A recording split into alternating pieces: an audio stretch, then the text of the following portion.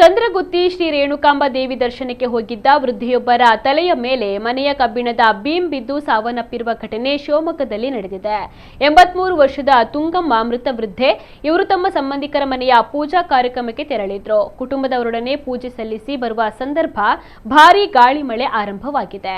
ಈ ವೇಳೆ ಗ್ರಾಮಸ್ಥರೊಬ್ಬರ ಮನೆಯಲ್ಲಿ ಆಶ್ರಯವನ್ನ ಪಡೆಯಲು ಹೋದಾಗ ಮನೆಯ ಶೆಡ್ ಹಾರಿ ಹೋಗಿ ಕಬ್ಬಿಣದ ಬೀಮ್ ಅಜ್ಜಿಯ ತಲೆಯ ಮೇಲೆ ಬಿದ್ದು ತುಂಗಮ್ಮ ಅವರು ಮೃತಪಟ್ಟಿದ್ದಾರೆ.